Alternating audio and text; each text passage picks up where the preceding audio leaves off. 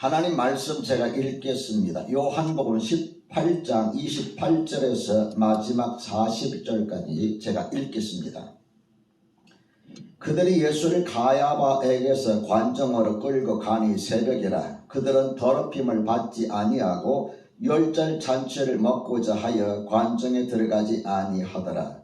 그러므로 빌라도가 밖으로 나가서 그들에게 말하되 너희가 무슨 일로 이 사람을 고발하느냐. 대답하여 이르되 이 사람의 행악자가 아니었더라면 우리가 당신에게 넘기지도 아니하였겠나이다. 빌라도가 이르되 너희가 그를 데려다가 너희 법대로 재판하라. 유대인들이 이르되 우리에게는 사람을 죽이는 권한이 없나이다 하니 이는 예수께서 자기가 어떠한 죽음으로 죽을 것을 가리켜 하신 말씀을 응하게 하려 함이로라. 이에 빌라도가 다시 관정에 들어가 예수를 불러 이르되 네가 유대인의 왕이냐. 예수께서 대답하시되 이는 네가 스스로 하는 말이냐 다른 사람들이 나에게 대하여 네게 한 말이냐. 빌라도가 대답하되 내가 유대인이냐. 네 나라 사람과 대제사장들이 너를 내게 넘겼으니 네가 무엇을 하였느냐. 예수께서 대답하시되 내 나라는 이 세상에 속한 것이 아니니라. 만일 내 나라가 이 세상에 속한 것이었더라면 내 종들이 싸워 나로 유대인들에게 넘겨지지 않게 하였으리라. 이제 내 나라는 여기에 속한 것이 아니니라. 빌라도가 이르되 그러면 네가 왕이 아니냐. 예수께서 대답하시되 네 말과 같이 내가 왕이니라. 내가 이를 위하여 태어났으며 이를 위하여 세상에 왔나니 곧 진리에 대하여 증언하려 함이로라. 무릇 진리에 속한 자는 내 음성을 듣느니라 하신대 빌라도가 이르되 진리가 무엇이냐 하더라. 이 말을 하고 다시 유대인들에게 나아가서 이르되 나는 그에게서 아무 죄도 찾지 못하였노라. 6월절이면 내가 너희에게 한 사람을 놓아주는 전례가 있으니 그러면 너희는 내가 유대인의 왕을 너희에게 놓아주기를 원하느냐 하니 그들이 또 소리질러 이르되 이 사람이 아니라 바라바라 하니 바라바는 강도였더라. 아멘. 오늘 하나님께서 저와 여러분에게 주시는 말씀은 요한복음 18장 28절에서부터 40절입니다. 이 말씀을 통하여 진리가 무엇인가요? 이런 제목으로 말씀을 전하겠습니다. 말씀을 듣기 전에 서로 인사 나눕시다. 그리고 온라인으로 들어오신 분들과도 인사를 나누시기 바랍니다.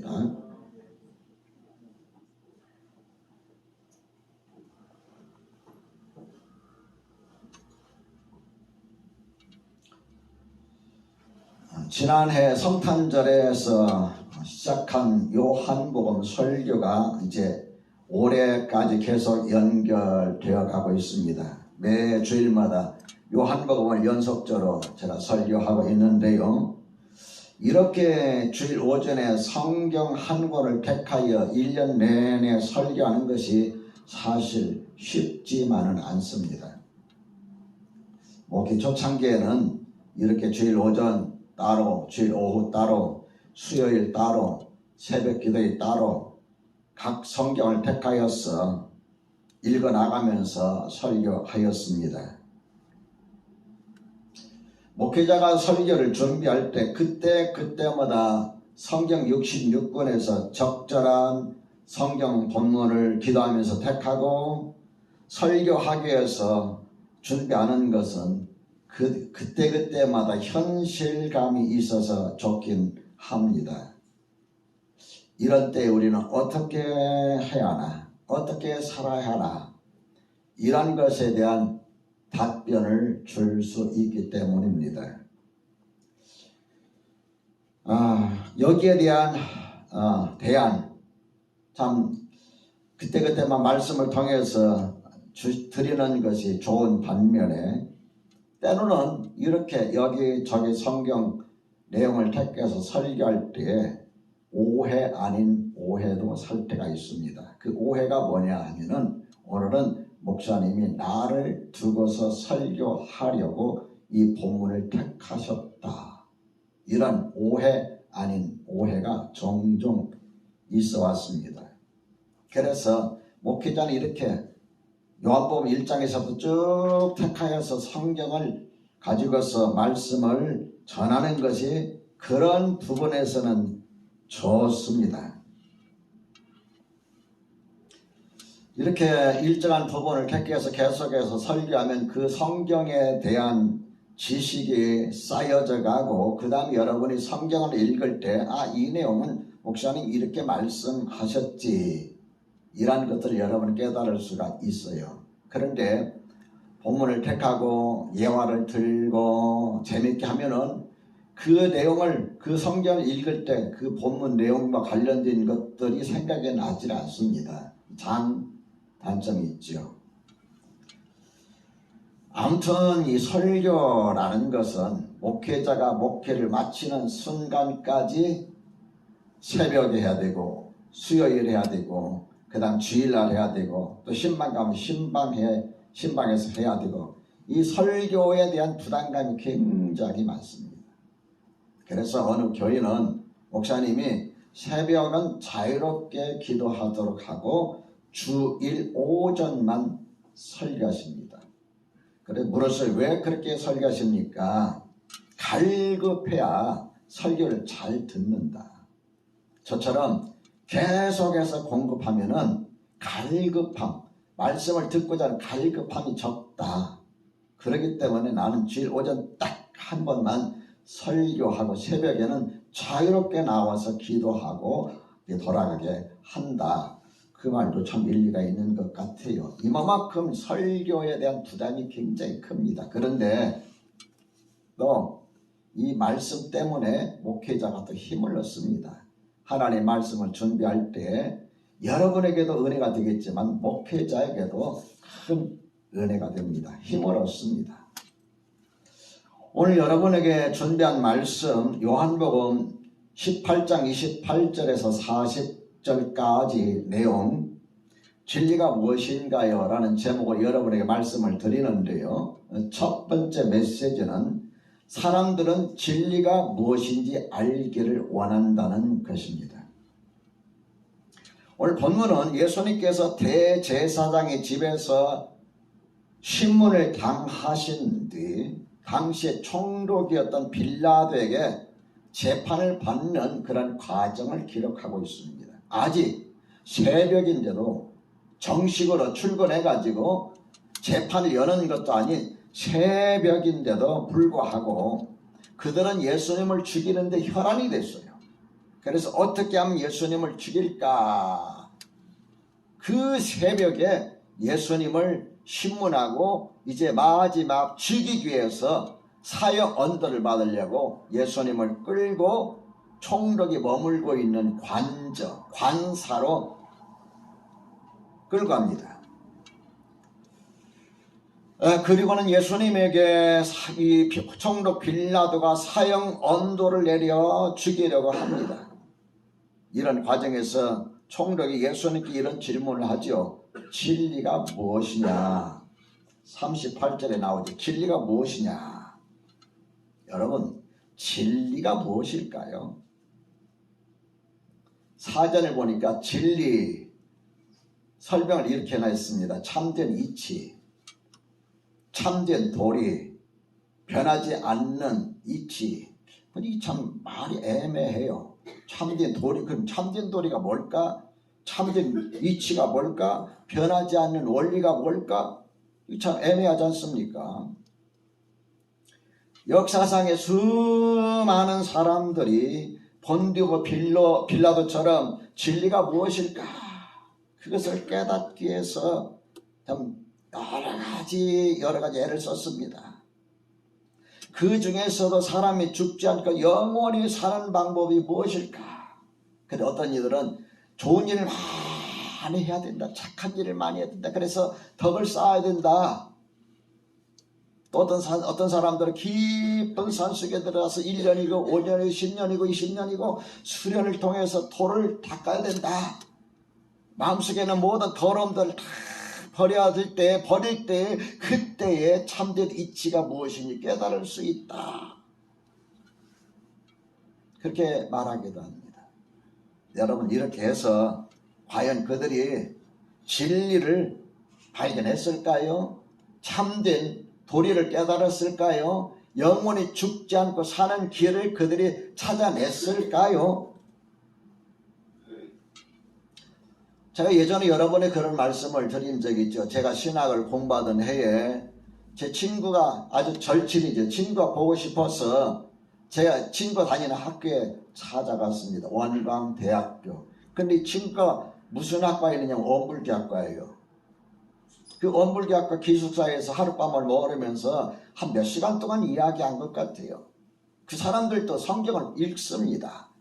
성경도 진리의 말씀이고 원불교 경전도 진리의 말씀이고 불교의 경전도 진리의 말씀이다. 다 좋은 말씀이다. 그러면서 하는 이야기가 기독교는 너무너무 독선적이다 이 말이에요. 왜 그러냐? 예수 믿어야만 구원받고 영원한 생명을 얻는다는데 당신 생각해봐라. 등산할 때 등산 코스가 딱 하나냐? 2개도 있고 3개도 있고 4개도 있고 개발하면 개발할수록 등산 코스가 많은 거 아니냐? 당신들은 독선적이다. 그런데요, 놀라운 것은 오늘날 목사님들 가운데 상당수의 목사님들이 이것을 주장합니다. 기독교만 구원이 있는 게 아니다. 기독교 밖에도 구원이 있다. 다른 종교에도 구원이 있다. 다원주의 종교를 이야기합니다. 여러분 사도행전 4장 12절에 뭐라고 말씀했을까요? 이 예수 외에는 다른 이로서는 구원을 받을 수 없나니 천하 사람 중에 구원받을 만한 다른 이름을 주신 일이 없다라고 성경은 딱 못을 받고 있습니다. 예수 이 이름 외에 다른 이로서는 구원받을 수 없나니 다른 이름을 하나님께서 주신 일이 없다. 믿으시면 아멘 합시다. 사람들은 이렇게 진리를 알기를 원하지만은 오직 진리를 알게 하시고 영원한 생명의 길로 인도하는 것은 성경밖에 없는 것을 여러분 확신하시기 바랍니다. 둘째로 예수님은 진리를 증거하기 위해 오셨습니다. 38절에서 진리가 무엇이냐? 총독 빌라도가 예수님께 묻죠. 왜 그렇게 질문을 했느냐면 37절에 예수님께서 이렇게 말씀하십니다. 같이 한번 읽어봅시다. 빌라도가 이러려면 내가 왕이 아니냐? 예수께서 대답하시되 내 말과 같이 내가 왕이니라. 내가 이를 위하여 태어났으며 이를 위하여 세상에 왔나니 곧 진리에 대하여 증언하려 함이로라. 무릇 진리에 속한 자는 내 음성을 듣느니라 하신대. 오늘 이 말씀 통해서 우리가 몇 가지 사실을 깨달을 수가 있어요. 이 37절을 통해서 그 첫째로 예수님은 왕으로서 이 세상에 오셨다는 사실입니다. 요한복음 1장 11절에 보면 자기 땅에 오매 자기 백성이 영접하지 아니하였으나, 자기 백성이라 하는 말은 뭘 말합니까? 예수님이 왕으로 오셨다는 것을 말씀하고 있어요. 하나님이 지으신 이 세상, 그것도 하나님이 택하신 하나님의 백성, 이스라엘 백성, 유대인들, 그들을 통해서 하나님께서 구원하시기 위해서 예수님이 이 땅에 보내셨고 예수님께서 그 왕으로 오셨다. 그 다음 또 한 가지는 예수님이 왕으로 오신 이유는 진리에 대하여 증언하시기 위해서 오셨다고 말씀하고 있습니다. 증언이 뭘까요?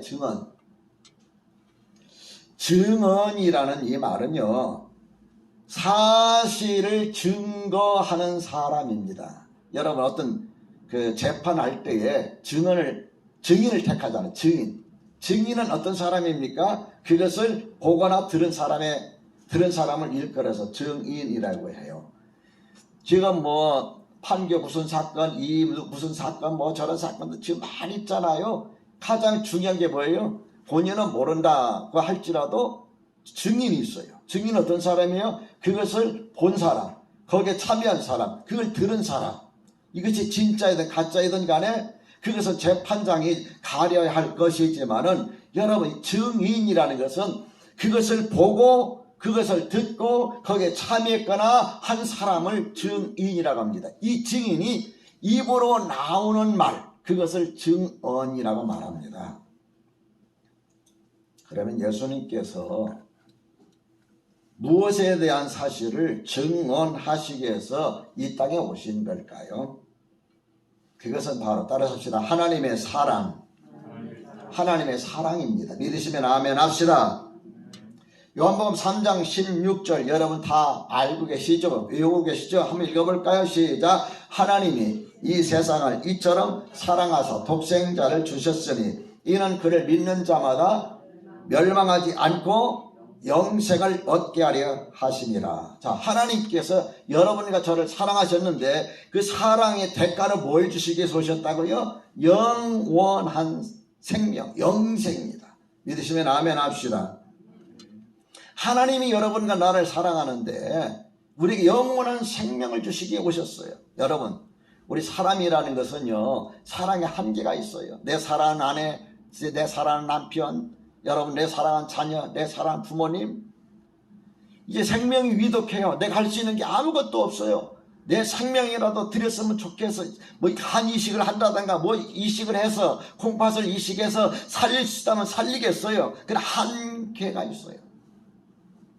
제가 우리 사모님 이렇게 코로나19에 걸려가지고 오미크론에 걸려서 병원에 119 구급차 실어갈 때 나는 내가 아무리 사랑해도 내 아내를 위해서 할 수 있는 것이 더 이상 없구나. 이 한계예요.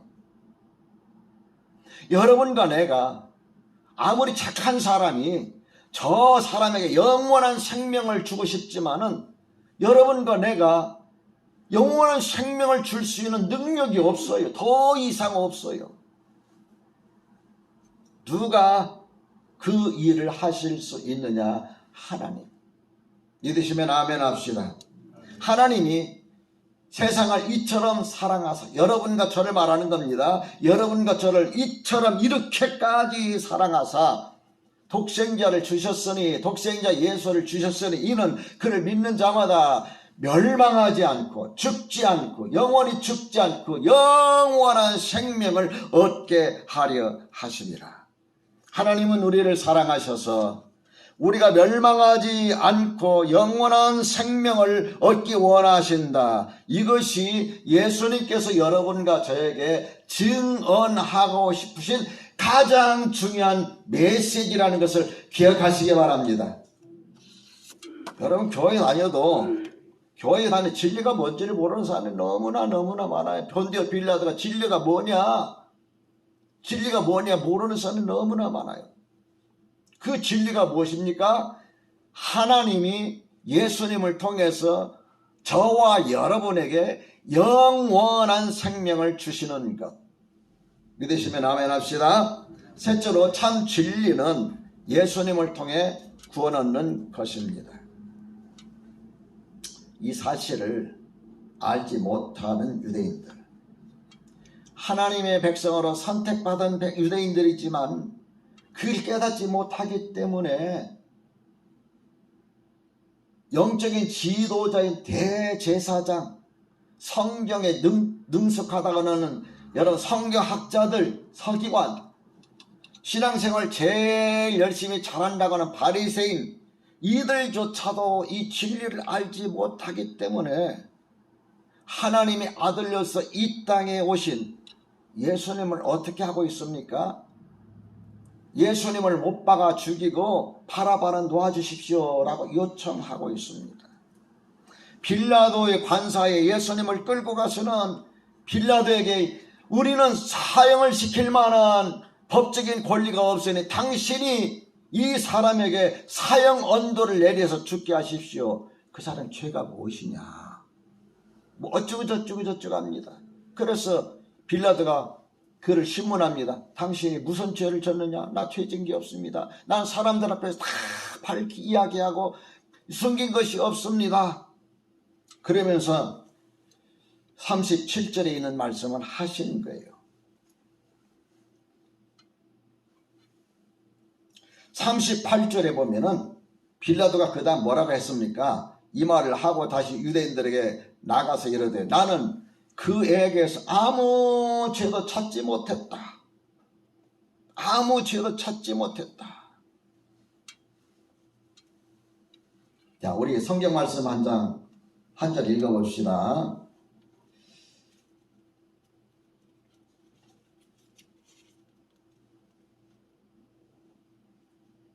자, 32절입니다. 32절. 자, 읽어봅니다. 시작. 이는 예수께서 자기가 어떠한 죽음으로 죽을 것을 가르쳐 하신 말씀을 응하게 하려 하심이라. 예수님께서는 이 모든 것이 이루어지는 걸 알고 있었어. 자기가 어떻게 죽을 것인지 알고 있었고, 그것을 성경에서 예언한 그 예언대로 이루어지기를 그분은 그대로 이렇게 순응하고 있는 것을 볼 수가 있습니다.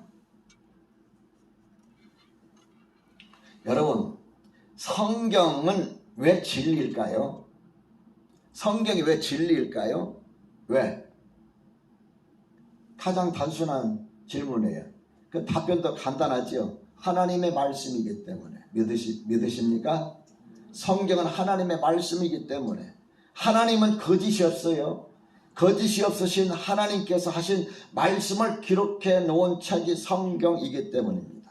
그러면 성경이 신약과 구약으로 되어 있고 구약과 신약으로 되어 있는데, 여러분, 이 성경에서 이야기하고 있는 가장 중요한 이야기가 뭘까요? 여러분, 어떤 소설을 읽습니다.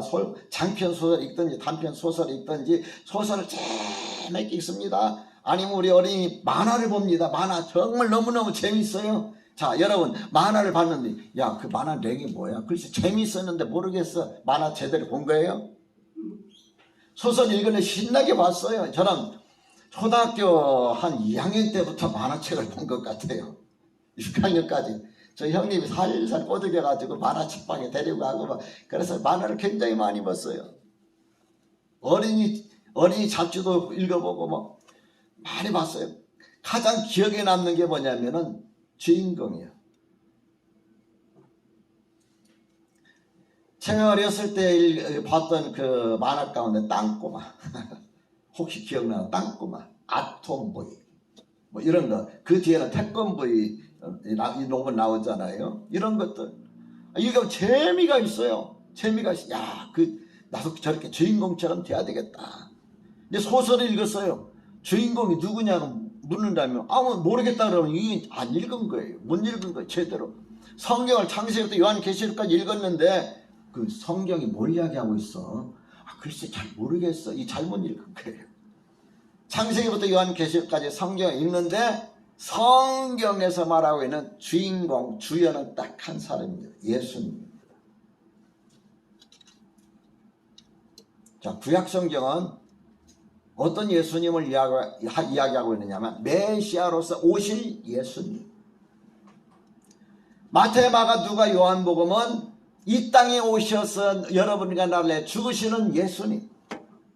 그리고 마지막에 요한계시록은 다시 오실 예수님. 그래서 성경은 예수님에 관해서 말씀하고 있습니다. 이 성경이 나에 대하여 증언하고 있다라고 주님께서 말씀하셨어요.